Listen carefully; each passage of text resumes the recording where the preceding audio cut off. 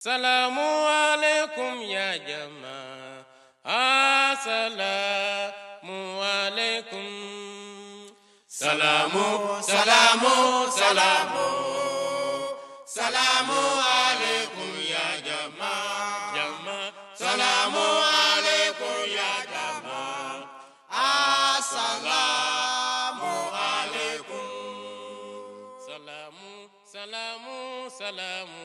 Allahu Akbar. Assalamualaikum ya jamaah. Assalamualaikum ya jamaah. Assalamualaikum.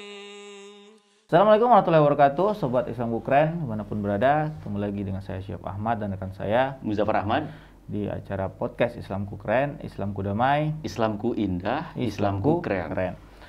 Alhamdulillah ya, kita masih diberikan kesehatan sampai sekarang. Ya, mudah-mudahan yang di rumah juga sehat semua.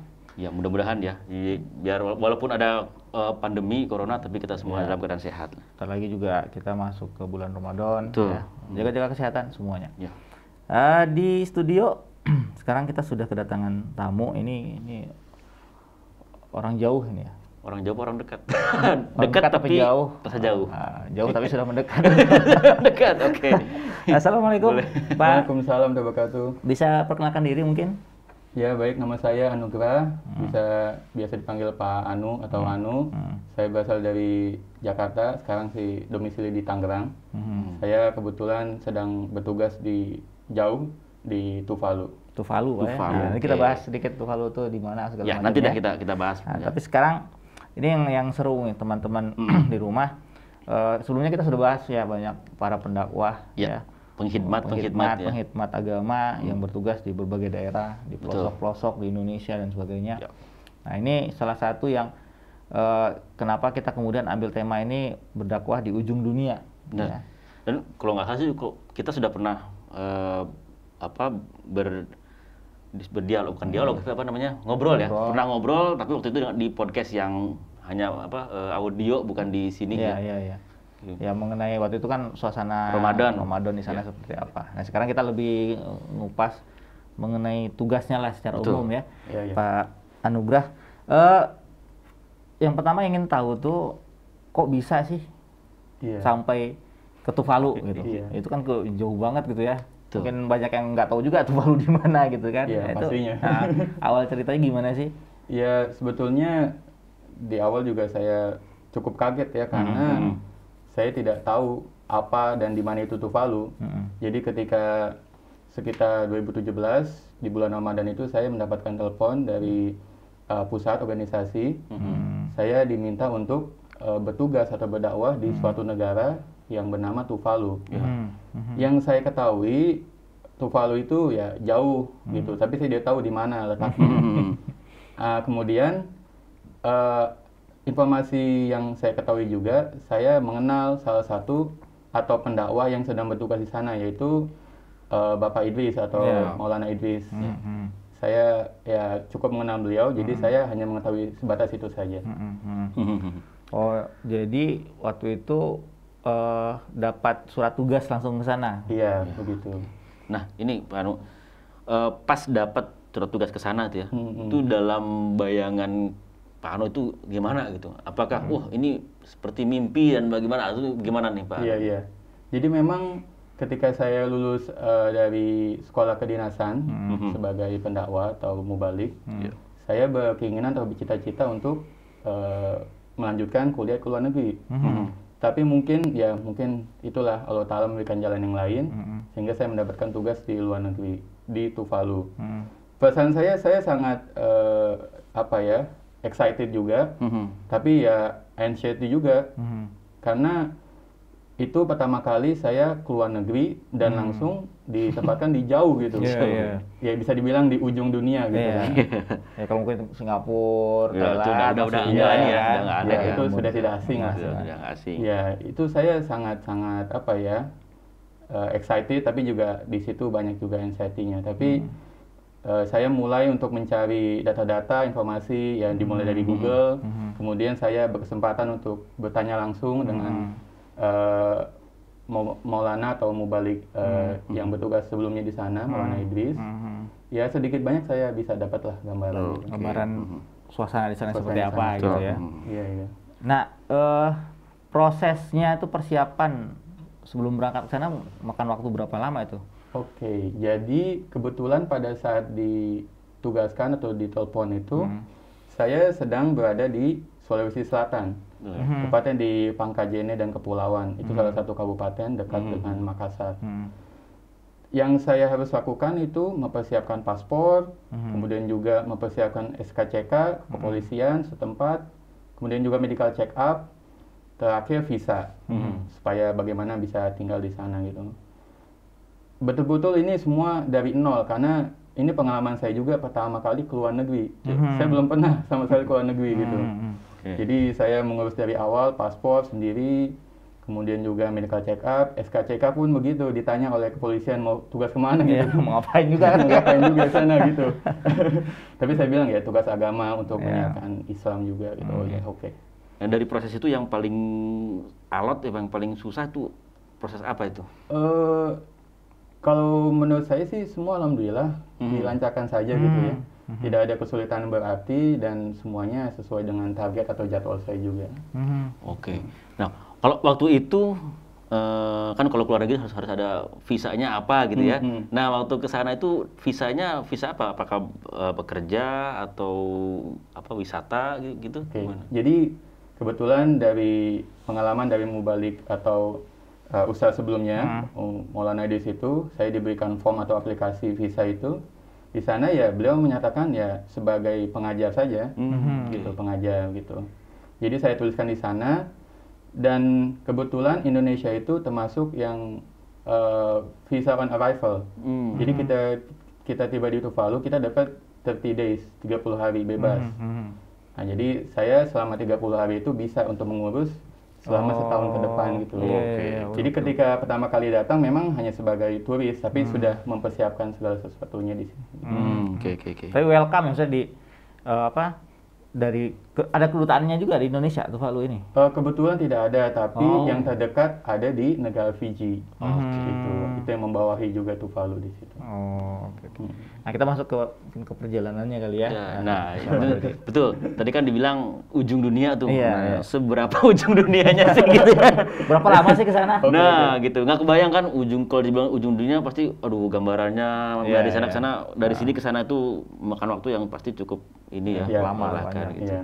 Jadi bagi Asia apa dan juga teman-teman sekalian semua, gambarannya itu jadi untuk mencapai Tuvalu itu diperlukan pesawat dan transit beberapa kali. Gitu. Itu yang pertama. Yang kedua, jarak tempuhnya sendiri. Jadi rute yang saya ambil waktu itu melewati Singapura, transit di sana, kemudian dari Singapura direct ke Fiji, itu memakan waktu sekitar 10 jam. Itu di udara 10 jam. Jadi itu udah bosennya minta ampun. Udah gerak sini, gerak sana, udah nonton semua itu yang ada di layar itu pesawat itu.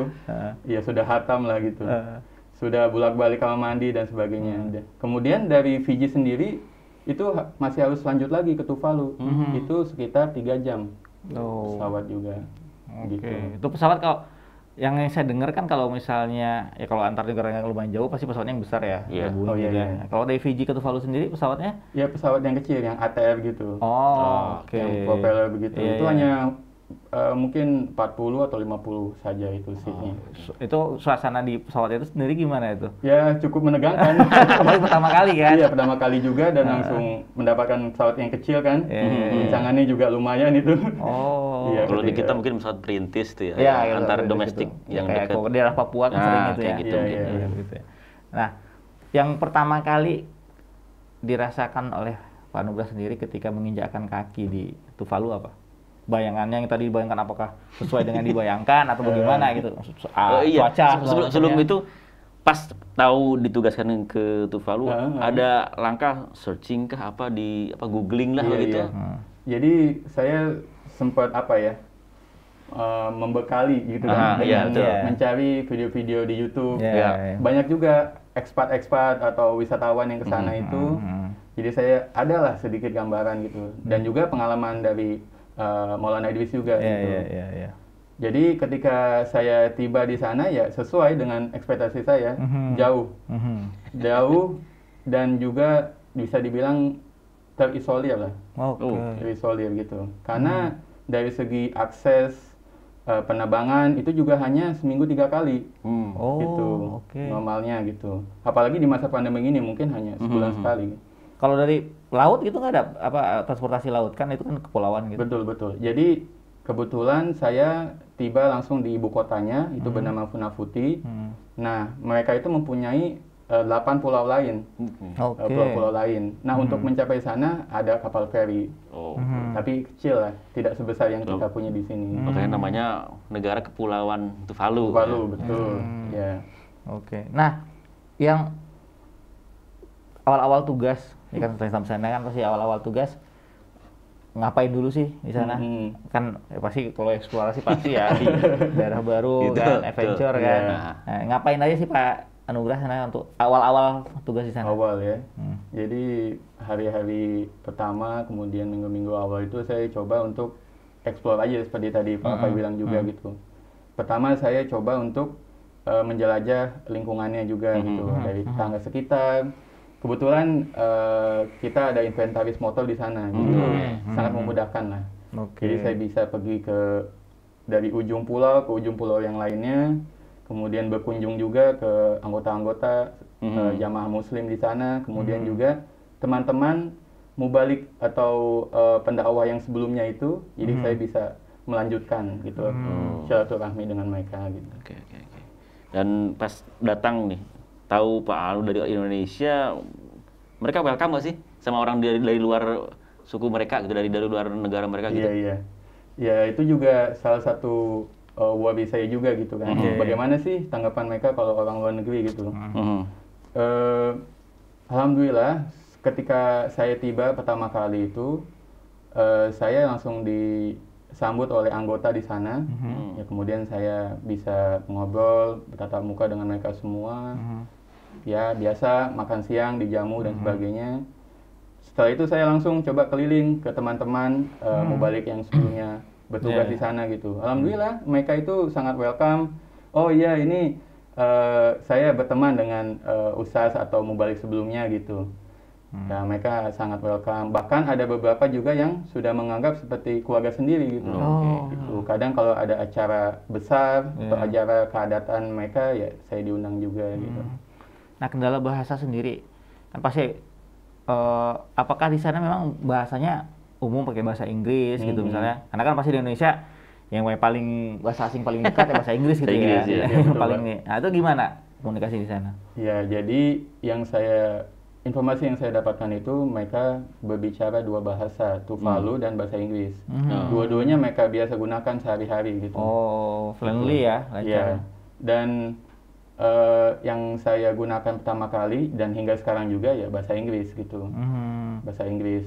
Walaupun juga saya sedikit demi sedikit ya alhamdulillah mempelajari juga bahasa Tuvalu di sana. Nanti bisa kita tes nanti itu di akhir. Bahasa Tuvalu. Ada kuis ya. Nah, sekarang nih kita masuk ke ininya nih, ke negara Tuvalunya nih. Oke, iya, Mungkin rekan-rekan di rumah, sobat keren di rumah belum begitu tahu, belum begitu mengenal mengenai Tuvalu itu apa. Nanti sekarang kita bahas. Nanti setelah ini biasanya suka langsung googling, wah Tuvalu di mana nih? Tiketnya berapa? Nah, yang saya dengar Tuvalu itu indah, itu bener nggak? Kalau secara literally ya indah, iya. Karena memang tadi seperti yang saya sampaikan terisolir, otomatis itu jarang orang-orang itu ke sana. Oke. Jadi alam masih pada terjaga sekitarnya ya. masih terjaga gitu. Dan pulau juga kan. Iya, betul. Gimana? Nah, seberapa besar sih Pak Tuvalu itu? Jadi Tuvalu itu negara kepulauan yang berada di Samudra Pasifik. Negara terdekatnya Fiji atau yang lebih terkenal mungkin Australia lah, yang mungkin lebih terkenal. Nah, di Tuvalu itu sendiri terdiri dari 9 pulau utama dan Funafuti itu ibu kotanya.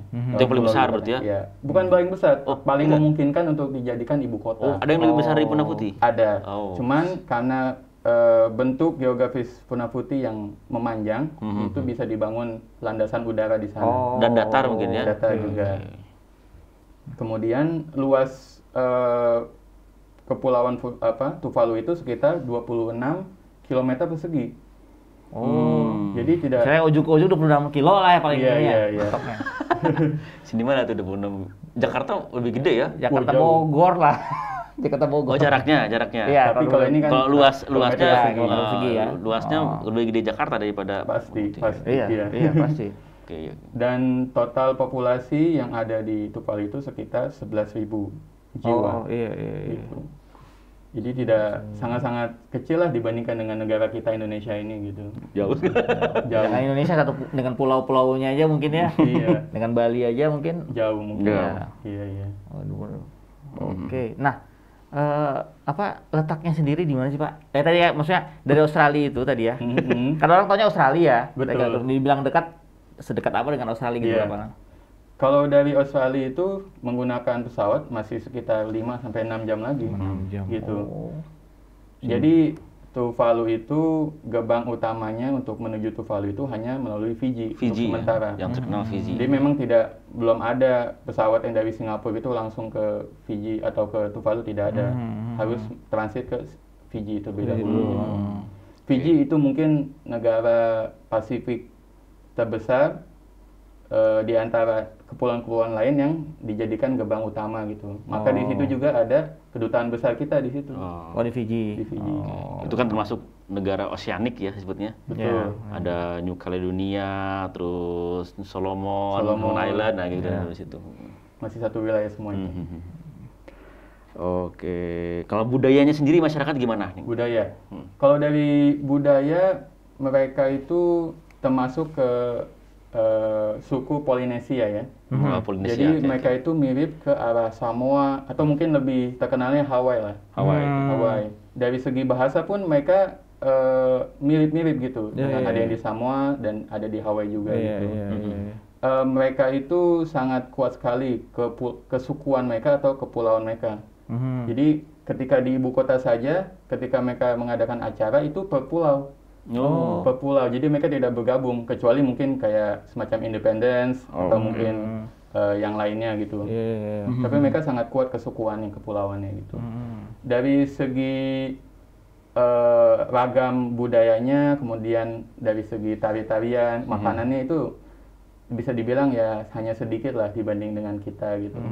Tapi cukup menarik yang mereka sajikan gitu. Mereka itu terbiasa menggunakan tumbuh-tumbuhan atau tanaman-tanaman yang ada di sana sebagai pakaian kebudayaan mereka gitu. Ya mirip-mirip Hawaii ya, kalau kita bayangkan Hawaii kan pakaian yang begitu tuh ya. Iya, gitu bentuk aslinya kan. Bentuk aslinya. Betul. Yang paling menarik apa sih Pak dari sekian banyak budaya mereka gitu ya? Yang kira-kira mungkin orang Indonesia bisa diambil ya tuh, nilai-nilai budayanya apa? Oke. Yang saya lihat dan mungkin sudah mulai tergerus lah di Indonesia ini tuh mulai jarang dilihat itu kebersamaannya gitu. Jadi mereka sama sekali tidak mengenal itu misalnya siapa atau dari mana gitu. Tapi kalau mereka itu sudah dekat ya mereka welcome saja gitu. Mereka saudara gitu ya? Iya. Bahkan saya pun yang notabene dari luar itu dengan mudah gitulah bisa diterima di keluarga mereka gitu. Mereka itu juga selain daripada itu kebersamaannya juga bisa dilihat dari ketika mereka mengadakan acara adat atau upacara keagamaan gitu. Mereka bisa sama-sama kumpul terlepas itu dari berbagai level, dari perdana menterinya hingga orang yang level orang-orang biasa pun mereka bisa dekat gitu. Seperti tidak ada batas lah gitu. Gitu. Nah, untuk orang selain dari penduduk asli ya, apa cuma Pak Anu sendiri atau ada yang lain gitu di sana? Iya. Jadi selain saya ada beberapa juga yang bertugas atau bekerja di sana. Kebanyakan sih mereka bekerja sebagai di pemerintahan. Mereka kadang membantu juga di sekolah sebagai guru-guru. Ada juga yang sebagai asisten atau di bidang-bidang lain di pemerintahan itu sendiri gitu. Jadi tidak hanya saya saja, banyak juga orang bule lain lah gitu. Kalau orang Indonesianya banyak juga? Kebetulan hanya saya. Oh gitu, tentunya. Jadi kalau nanya dari ujung ke ujung orang Indonesia mana, langsung udah tahu. Tahu ya. Itu menarik ya. Betul. Nah, dengan makanan sendiri kan Pak, maksudnya gini, yang namanya makanan itu pasti setiap apa di mana-mana kita ya, makanan itu kan tiap hari kita makan ya kan, itu pasti ketika berada di satu tempat itu akan apa ya, yang namanya memori-memori kenangan selama kita di kampung halaman itu akan gampang muncul gitu ya Pak ya. Nah, gimana nih ngatasi untuk beradaptasi dengan makanan di sana? Seperti apa gitu? Oke. Jadi tadi saya lupa untuk menjelaskan kalau Tuvalu itu negara yang mayoritasnya Kristen Protestan. Jadi memang kalau dilihat dari kita, pandangan kita sebagai Muslim memang agak sulit gitu, agak sulit. Cuman dengan apa yang ada tersedia di sana kita masih bisa untuk mengakalinya gitu. Kalau untuk mengatasi rasa kangen, yang saya hanya bisa lakukan ya bersabar. Tidak jauh dari itu. Tapi kebetulan ada makanan atau produk kita yang masuk ke sana. Yang itu yang masih bisa saya rasakan itu ya Indomie kita. Itu di mana-mana ya. Mana-mana ya. Terus pernah saya tanya juga yang teman kita yang di Afrika itu juga di Ghana salah satu paling laris juga itu. Betul. Di sana itu. Jadi itu mereka sudah menjadi bahasa gitu. Jadi kalau kita ke supermarket kita minta mie goreng. Tuh, mereka udah tahu itu Indomie. Itu udah jadi bahasa itu mie goreng. Pernah nggak masak-masak sendiri, masak-masak Indonesia gitu, misalnya kayak kalau kita kan bisa masak nasi goreng apa gitu yang lah. itu, yang sesuai dengan bahan-bahan yang ada di sana gitu. Iya. Yang bisa saya masak sih ya sebatas itu aja, mungkin nasi goreng atau mungkin bisa sayur sop gitu. Itu ayam goreng dan sebagainya. Tapi memang tidak bisa semua karena di Tuvalu itu sangat terbatas sekali bumbu-bumbu. Jadi hanya sedikit yang tersedia di sana. Jadi kalau Bapak mau pulang lagi jangan lupa bawa jahe, buat tanam di sana. Tanam di sana. Iya. Sudah ada sih gambaran cara gitu juga. Nanti buka warung Padang misalnya. Lumayan pendapatan lagi. Nah, untuk makanan pokoknya sendiri apakah sama dengan Indonesia, beras atau gimana? Iya, kalau untuk sekarang betul sama dengan kita beras, nasi. Jadi dulu mereka itu biasa makan semacam talas, taro. Tapi karena sudah bergeser, sudah masuk juga beras, jadi sudah makanan pokok mereka. Tapi kalau pertanian tidak ada di sana ya, hanya mereka impor. Hanya kebun-kebun kecil saja itu. Tinggal apa, yang penting ada beras itu bisa makan. Nah, untuk kita masuk ke Islamnya sendiri, Pak. Betul. Iya. Khususnya sebagai pendakwah kan tadi apalagi mayoritas Kristen Protestan. Protestan. Ya gimana sih Muslim di sana itu ada berapa banyak sih, Pak? Jadi kebetulan karena di sana itu mayoritas Kristen Protestan, agak sulit untuk Muslim atau dari agama lain untuk masuk. Tapi alhamdulillah Muslim itu bisa berdiri di sana melalui jamaah Muslim Ahmadiyah di sana. Jadi sejak awal tahun 80-an kita sudah berdiri di sana. Gitu. 80-an ya? 80-an. Dengan berbagai pasang surutnya lah. Gitu. Tapi alhamdulillah dari sejak tahun 80-an hingga hari ini Muslim yang berdiri di sana satu-satunya hanya dari jamaah Ahmadi. Dan ada berapa orang, Pak? Kalau dari jumlah jamaah atau anggota kita sekitar 70 orang. Banyak orang. Ya, sekitar 70 orang dan itu tersebar juga di pulau-pulau lainnya gitu. Jadi tidak hanya di Fundang Putih aja. Fundang Putih ibu kota itu ya. Kalau di Fundang Putih sendiri berapa anggotanya? Anggota. Jadi itu sekitar 30-an lah. 30. Nah, untuk kegiatannya sendiri gimana, Pak? Rumah ibadahnya gitu.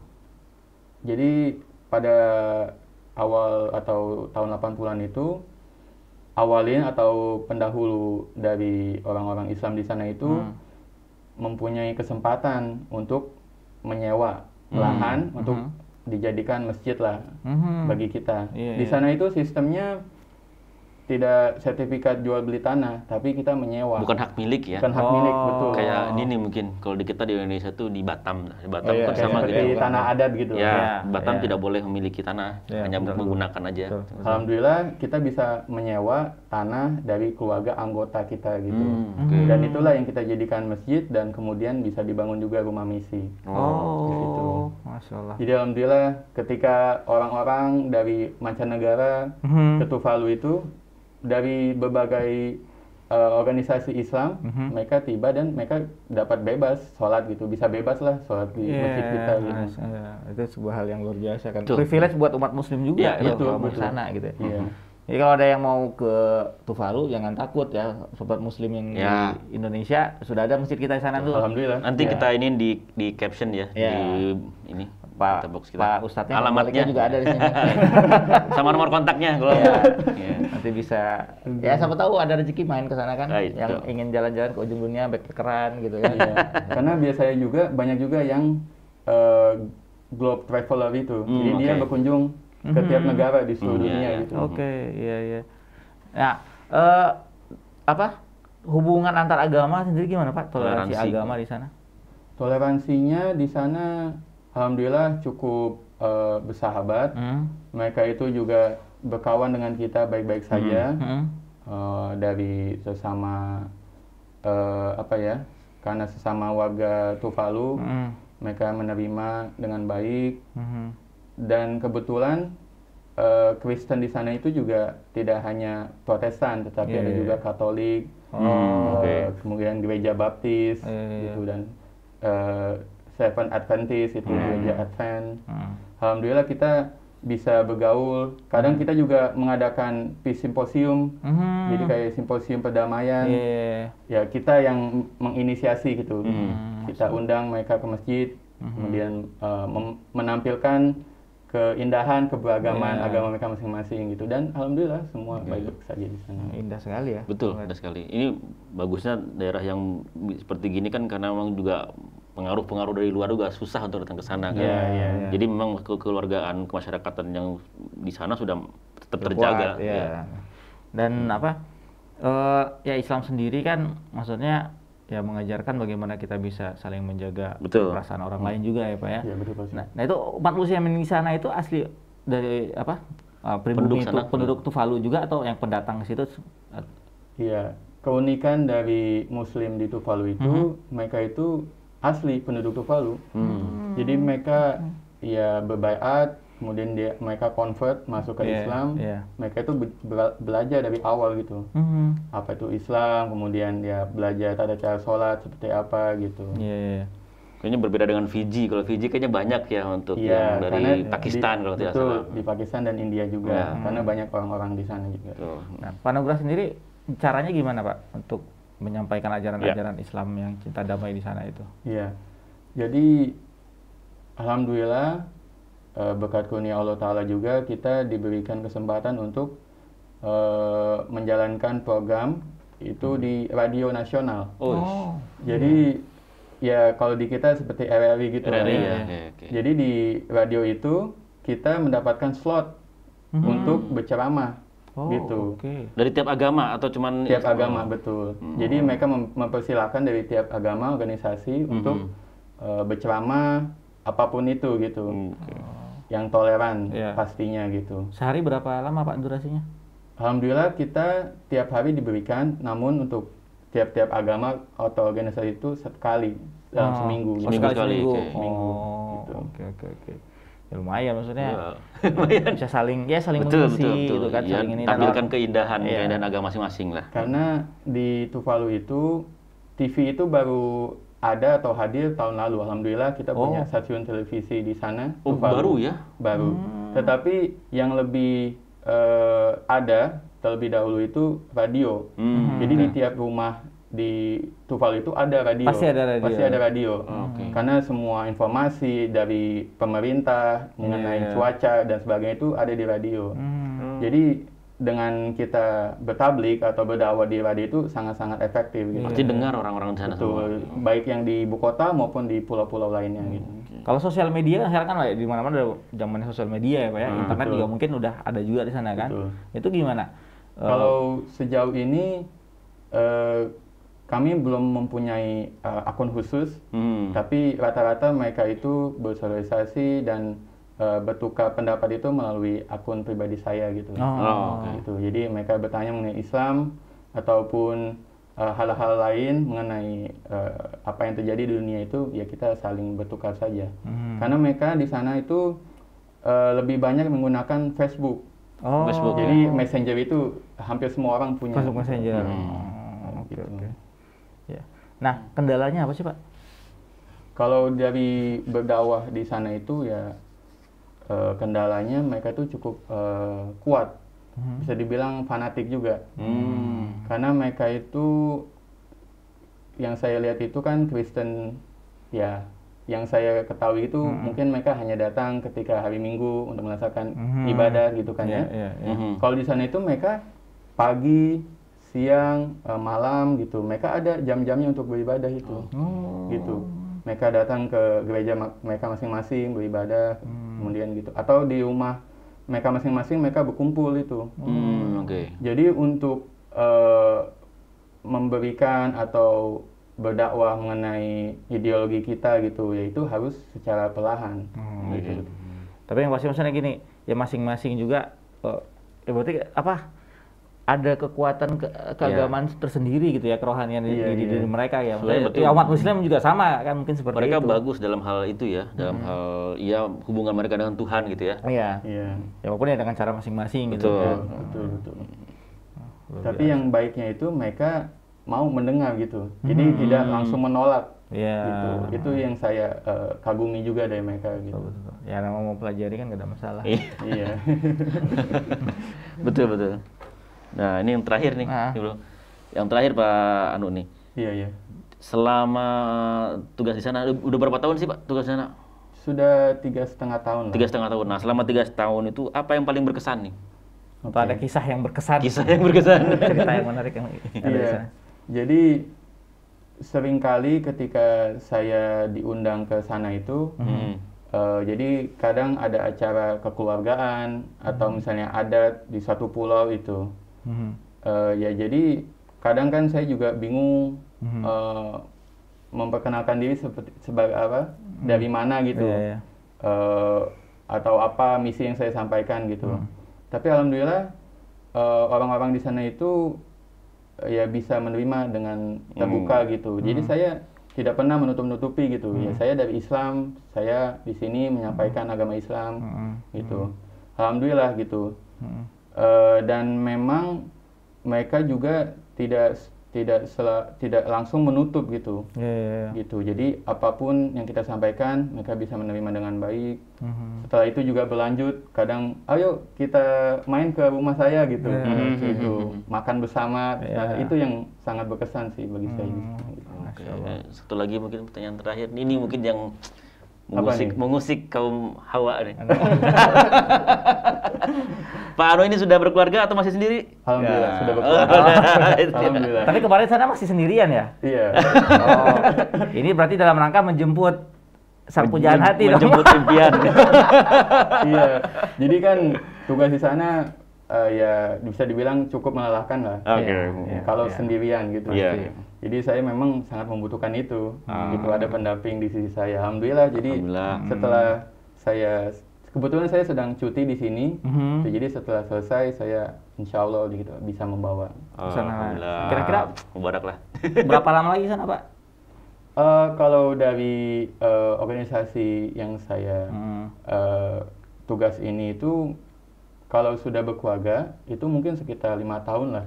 Di sana boleh lagi. Iya, balik lagi ke sini gitu. Lumayan panjang ya. Jalan panjang. Nanti datang lagi mungkin udah dengan istri, anak-anak.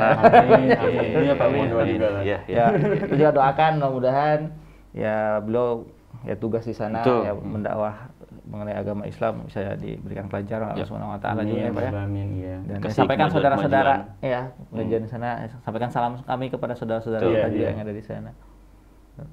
Oke, Bro. Oke, udah sip, ya, cukup. Mudah-mudahan teman-teman ya sobat-sobat Islamku keren bisa mendapatkan informasi yang luar biasa ini. Kita jalan-jalan ya jauh sekali. Jalan-jalan jauh sekali ya, merasakan apa yang disampaikan oleh beliau ini, pengalaman yang ada di sana. Ya nanti Pak juga ada footage-footage yang bisa dinikmati lah bagaimana di sana, keindahan di Tuvalu sendiri seperti apa. Nah, yang penting ya, apa yang bisa kita ambil sebenarnya dari pengalaman beliau adalah ya dimanapun kita ditempatkan, ketika ada karunia Allah Subhanahu wa taala itu akan terasa mudah gitu. Betul. Nah, ketika kita bertugas juga untuk Allah taala, berkhidmat untuk Allah taala, itu akan Allah pasti akan kasih kemudahan lah dalam setiap jalannya. Jalan-jalannya. Ya, oke. Jazakumullah sana jaza, sobat-sobat Islam keren. Islamku damai, Islamku indah, Islamku keren. Assalamualaikum warahmatullahi wabarakatuh. Wabarakatuh.